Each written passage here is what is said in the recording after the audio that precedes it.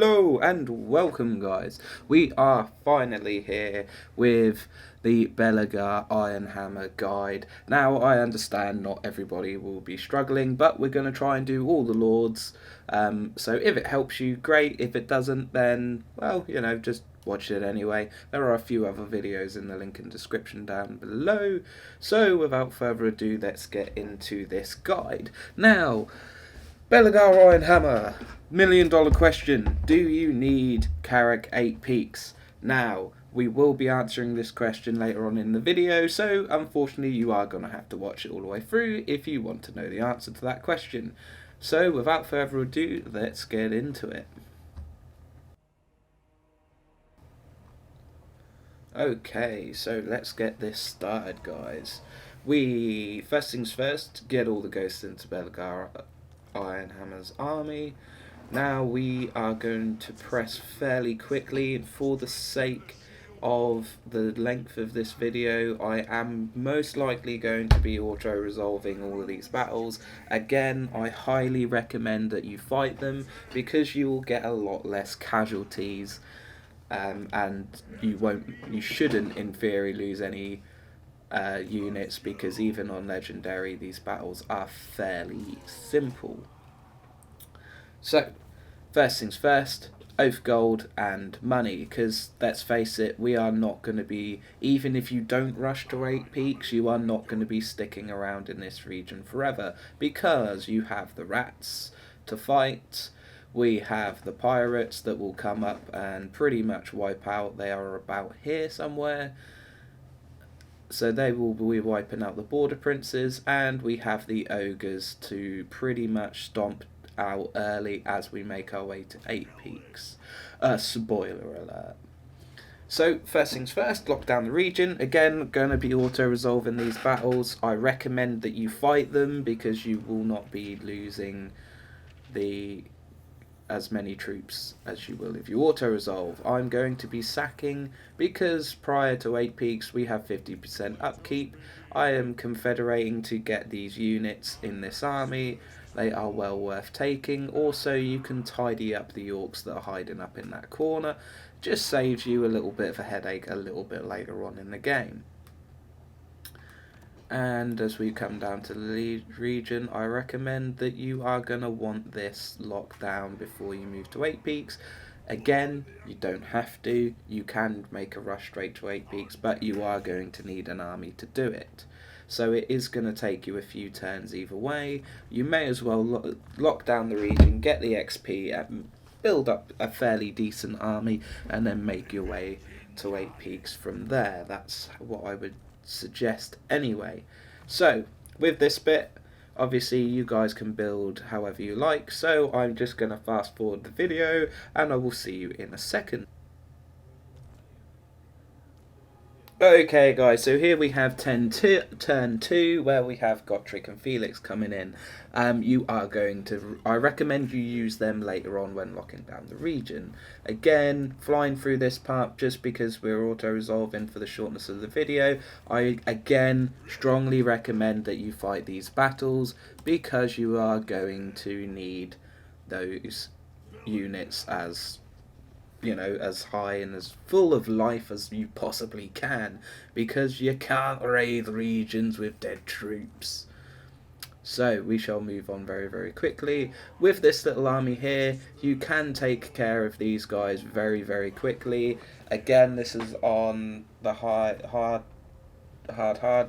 difficulties. Works exactly the same for legendary. They are, in my opinion, pretty much the same once it gets past hard.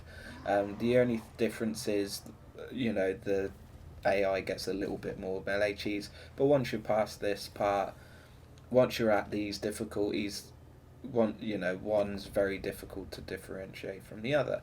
So we're going to go on very quickly now to the diplomacy.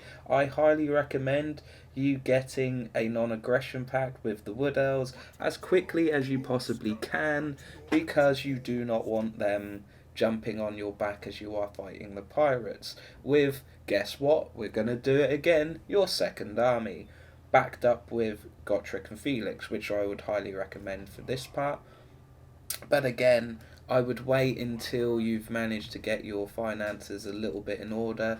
So when you move on to the ogres with Belegar, and as you make your way towards 8 peaks, your finances will be getting better. I highly recommend you occupy all the settlements that you take from the ogres, and as you make your way through, because believe it or not, you're gonna want to rescue Thorgrim Grudgebearer fairly quickly, because he tends not to survive. So that is pretty much your turn 2 done. I will skip the loading screen and see you in a second. Okay guys, so here we have turn 3. We are very, very, very close to locking down this region now. We are just going to merge these two armies together because I want the guns and the quarrelers in Belegar's army, because he is going to be the one doing the main push to 8 peaks. And yes, we are halfway into the video, probably over halfway now, so congratulations for making it this far. I will finally answer the question, do you feel it is important to make a rush to 8 peaks? Absolutely. Why would you want 50% upkeep for your armies? That is a ridiculous penalty.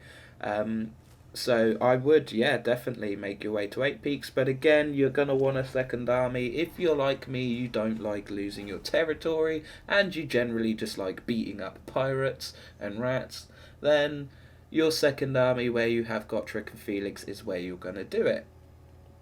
As you make your push across the desert, I highly recommend taking and trading settlements, because if once you make your rush to 8 peaks, it's going to be very difficult for you to keep going back and forth, and there are a lot of orcs and rats to take the settlements back off you. But if you trade them to Barak Var, Big Hin, or Thorgrim Grudgebearer, if he makes his way down, then you can make a lot of money out of it as well, keeping your army tip-top shape and going from there.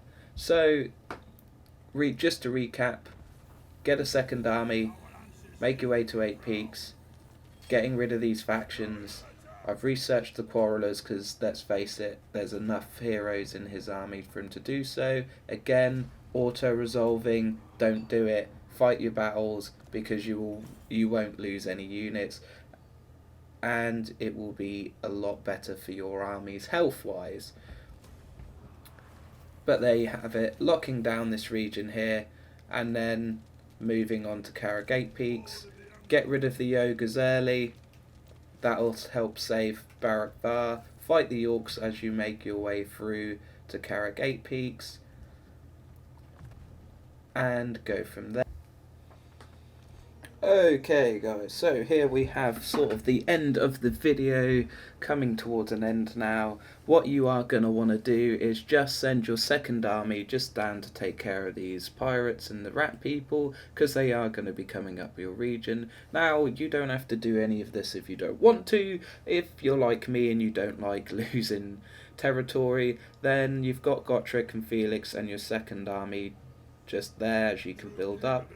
You will definitely have more than enough to take care of them, so you can now finally take Belegar and start making your way to Carragate Peaks, which I would highly recommend doing as early as you possibly can, because like I said earlier, who on earth wants to pay double the amount of money for an army when everyone else is getting AI cheats? Thank you, CA.